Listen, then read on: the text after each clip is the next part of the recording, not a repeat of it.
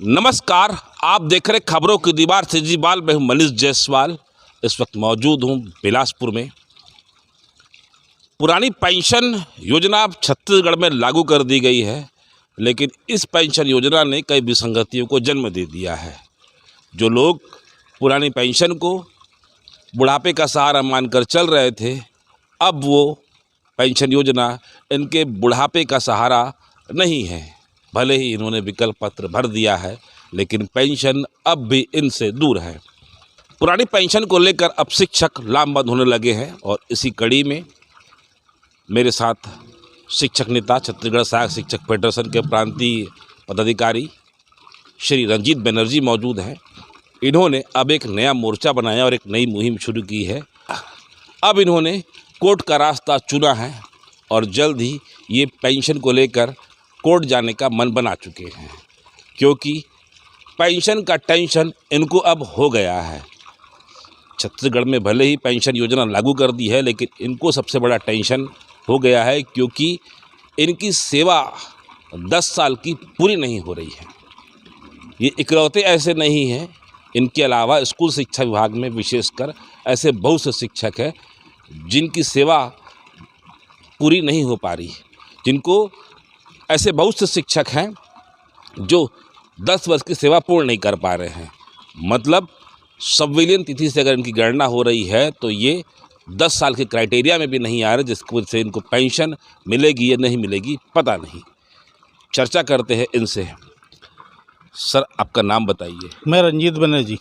Sir, ये अभी आप जो मोर्चा बनाए हैं पुरानी पेंशन को लेके, बातचीत से क्या ये अभी चीज़ें बातचीत से समस्याएं दूर नहीं हो सकती थी क्या? मैं आपको बता दूं, मैं 2008 का शिक्षाकर्मी के रूप में पदस्थ हुआ था।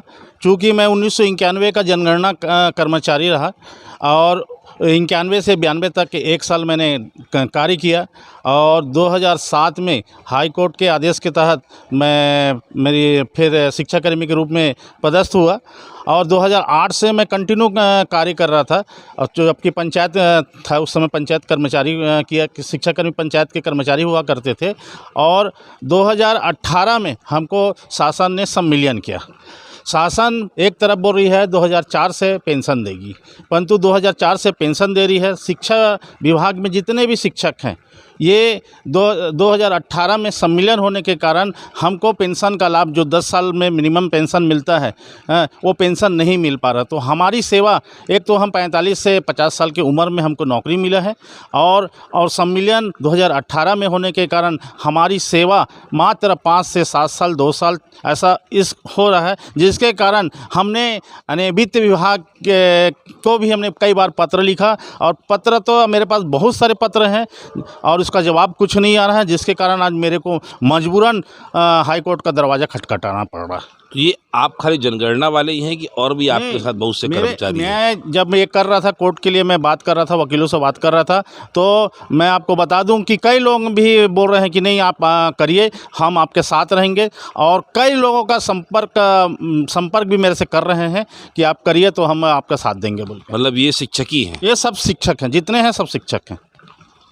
आगे क्या रणनीति है अब आप लोग? अब आगे ये रणनीति है कि 16 तारीख से स्कूल जैसे ही खुलेगा, सबकी एक बैठक लेंगे। 16 तारीख के बाद जिस भी दिन संडे रहेगा उस दिन एक बैठक करके और उनसे अपना डॉक्यूमेंट्स मंगा के वकील से बातचीत चल रही है और उसके बाद कोर्ट में जाने के लिए बाध्य हो जाएंगे हम। सर, एक बात बताओ, आपकी सेवा अभी कितनी हो रही है और आपके और साथी जो है लगभग उनकी सेवा कितनी हो चुकी है? देखिए, मैं 2008 से कर रहा हूँ, तो मिनिमम आप मान के चलिए कि मैं 25 में मेरी रिटायरमेंट है, तो मैं 22-24 साल में नौकरी कर रहा हूँ।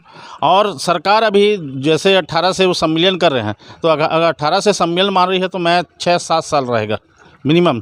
और मेरे जो साथी हैं और कई भी लोग हैं, ऐसे 98 के भी कई कर्मचारी हैं जिनकी उनके 5 साल हुआ, 4 साल हो रहा, 3 साल हो रहा, ऐसे भी कई कर्मचारी हैं। हमने इसके लिए रायपुर में आज से 2 महीना पहले एक बैठक भी किया था। उसमें 98 से लेकर जितने भी कर्मचारी सब उसमें आए थे और हमको प्रथम नियुक्ति तिथि से सेवा गणना करते हुए, हम कोई वो नहीं मांग रहे हैं उसमें, हम ये खाली पेंशन के लिए प्रथम नियुक्ति तिथि सेवा गणना कर दीजिए। करके हमको पेंशन का लाभ दे दीजिए, या तो फिर जो हमारा 2012 में हमको NSDL का पैसा कटा है उस तारीख से भी अगर दे देंगे तब भी माननीय मुख्यमंत्री महोदय का बहुत बहुत आभार रहेंगे हम। कोर्ट ही अब अंतिम विकल्प दिखाई दे रहा है। नहीं, कोर्ट ही विकल्प इसलिए दिख रहा है कि हमको जो 10 साल का वो चैलेंज कर रहे हैं, 10 साल के जो वो मान रहे हैं उसको हमको चैलेंज करना पड़ेगा, इसको डबल बेंच में जाके चैलेंज करना पड़ेगा। कई किसी फिल्म में डायलॉग था कि जब आदमी व्यवस्थाओं से हार जाता है तो कोर्ट का दरवाज़ा खटखटाता है और उनको उम्मीद रहती है कि उनको न्याय मिलेगा। ठीक ऐसा ही इनके साथ भी है। 1998 से ये सेवा देते हैं, फिर धीरे धीरे जैसा जैसा क्रम चलते जाता है सरकारें इन पर मेहरबान होती है। शिक्षाकर्मी, पंचायत कर्मी से ये फिर थोड़ा पदोन्नत होते हैं। 2012 में फिर सरकार इनकी मांगों को मानती है। कई मांगों में से एक मांग यह शामिल करती है कि 2012 से इनका NSDL का पैसा पेंशन के लिए सुरक्षित किया जाता है, क्योंकि 2004 के बाद से पुरानी पेंशन योजना ख़त्म हो जाती है। नई पेंशन योजना के तहत NSDL से इनका एक निश्चित राशि कटती है और एक निश्चित राशि राज्य सरकार इनके खाते में NSDL में जमा करती है। फिर एक आंदोलन करते हैं। 2018 में इनको संविलियन की सौगात मिलती है। ये अनियमित कर्मचारी, संविदा कर्मचारी नियमित हो जाते हैं, स्कूल शिक्षा विभाग के कर्मचारी हो जाते हैं। उसके बाद सरकार बदलती है।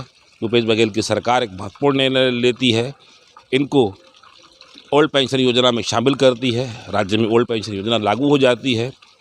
क्योंकि ये शासकीय कर्मचारी हो जाते हैं तो इस योजना के पात्र हो जाते हैं, बड़ी खुशी मनाते हैं।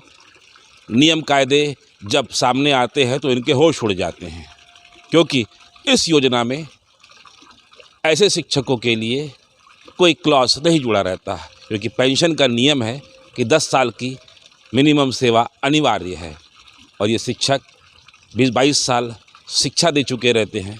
लेकिन ये ओल्ड पेंशन के नियमों के दायरे में जब आते हैं तो ये ओल्ड पेंशन का दायरा इनके लिए ही खतरनाक साबित हो जाता है, इनके लिए ही घातक सिद्ध हो जाता है। इनकी सीनियरिटी लॉस हो जाती है और सीनियरिटी लॉस होने की वजह से ये उस पेंशन के दायरे से बाहर हो जाते हैं, जिस पर कोई सुनवाई नहीं होती, कोई बात नहीं होती। कहने को तो राष्ट्रीय स्तर पर पेंशन प्रणाली है, वहाँ शिकायतों का निवारण होता है, लेकिन राज्य स्तर की पेंशन प्रणाली में ऐसी कोई शिकायतों के लिए अभी तक कोई सिस्टम तैयार नहीं हुआ है और इस सिस्टम का खामियाजा ये लोग भुगत रहे हैं और इनकी बात अब सुनने वाला भी कोई नहीं है। मजबूरन ये कोर्ट की ओर रुख कर चुके हैं। आज बस इतना ही। अगर आपको हमारी खबर अच्छी लगे तो लाइक, सब्सक्राइब, शेयर जरूर करें। श्रीजीवाल से मनीष जायसवाल की रिपोर्ट। धन्यवाद।